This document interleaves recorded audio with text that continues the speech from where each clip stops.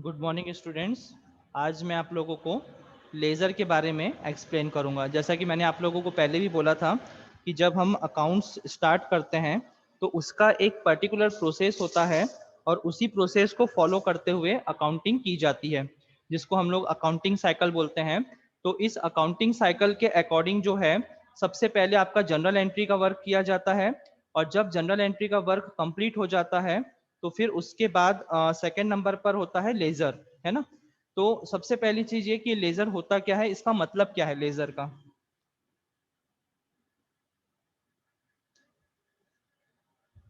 आपको पता है कि जब भी कोई बिजनेसमैन, उसके यहाँ कोई भी बिजनेस में ट्रांजैक्शंस होते हैं तो सबसे पहले उसको रिकॉर्ड करने का काम जो है वो जर्नल में होता है। मतलब जर्नल एक बुक होती है और उसमें सबसे पहले ट्रांजैक्शंस को रिकॉर्ड किया जाता है।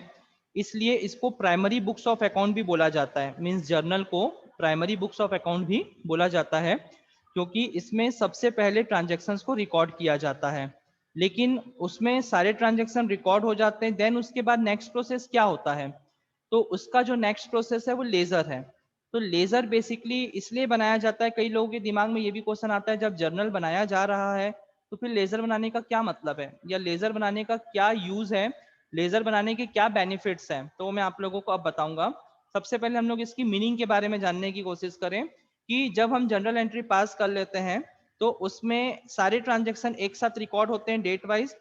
अब वो जो ट्रांजैक्शंस है उनको अकाउंट वाइज सेपरेट करने के लिए, अकाउंट वाइज सेपरेट करने के लिए जिस बुक्स ऑफ अकाउंट का यूज किया जाता है उसको लेजर बोला जाता है। मतलब मैं आपको बता देता हूं कि लेजर में हर अकाउंट अलग अलग ओपन किया जाता है, ठीक है।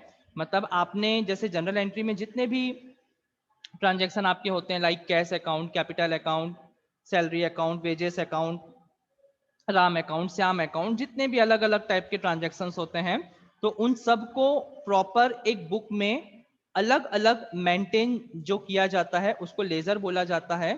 और लेजर बनाने का सबसे बड़ा बेनिफिट ये भी है क्योंकि इसमें हमको हर अकाउंट के हिसाब से डिटेल्स अलग अलग मिल जाती है। अब इसको थोड़ा सा मैं डीप में जाके और समझाता हूँ आपको। जैसे मान लीजिए आपका बिजनेस काफी बड़ा है और एक दिन में काफी ट्रांजैक्शंस होते हैं, तो आप उन ट्रांजैक्शंस को डेली बेस पर पहले जर्नल में नोट तो कर लेते हैं। अब जर्नल में नोट करने के बाद अगर मैं आपको बोलूं कि मेरे को किसी एक पर्टिकुलर अकाउंट के बारे में इंफॉर्मेशन चाहिए कि एक पर्टिकुलर मंथ में आपने किसी अकाउंट्स में क्या क्या ट्रांजैक्शन किए, तो आप सोचिए, एज्यूम करिए आपको हर दिन के पेज पलट पलट के देखना पड़ेगा। कितना डिफिकल्ट टास्क होगा। और क्या गारंटी है कि उसमें कुछ गलतियां नहीं होगी।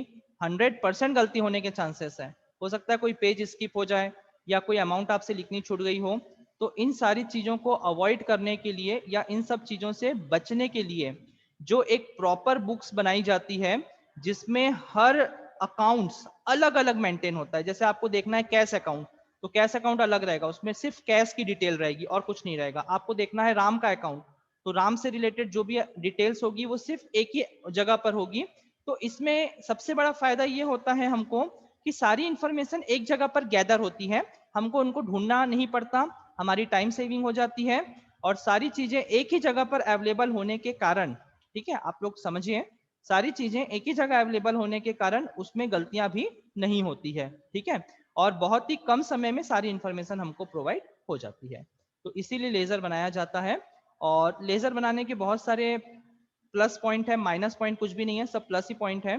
और इसका एक पर्टिकुलर फॉर्मेट होता है। जैसे आप लोग जब जनरल एंट्री बनाते हैं तो उसका एक पर्टिकुलर फॉर्मेट होता है, सेम उसी तरीके से लेजर का भी एक पर्टिकुलर फॉर्मेट होता है आपका।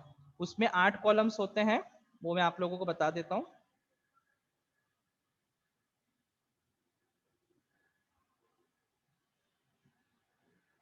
यहाँ पर हम उसका नाम लिखेंगे। जैसे मान लीजिए फॉर एग्जाम्पल हम बना रहे हैं कैश अकाउंट, तो यहाँ बीचों बीच लिखेंगे कैश अकाउंट। 1 2 3 4, ये 4 कॉलम होते हैं डेबिट के। 1 2 3 4, ये 4 कॉलम होते हैं क्रेडिट के, ठीक है। अब इसके नाम्स क्या क्या है कॉलम्स के? डेट, पर्टिकुलर, जेएफ, अमाउंट, फिर यही रिपीट हो जाएगा, date, particular, JF and amount. 4 column debit के, 4 कॉलम क्रेडिट के। टोटल कुल मिला के कितने कॉलम हो गए? 8 कॉलम्स हो गए। ठीक है, तो एक बेसिक मैंने आप लोगों को बता दिया, होप सो इतना आप लोगों को समझ में आया होगा। और बाकी की जो चीजें रहेगी वो मैं आप लोगों को क्लासेस, नेक्स्ट क्लासेस में, लाइव क्लासेस में आप लोगों को एक्सप्लेन कर दूंगा। तो होप सो इतना आप लोगों को क्लियर हो गया होगा। आगे की चीजें नेक्स्ट क्लास में देखते हैं। Okay, thank you.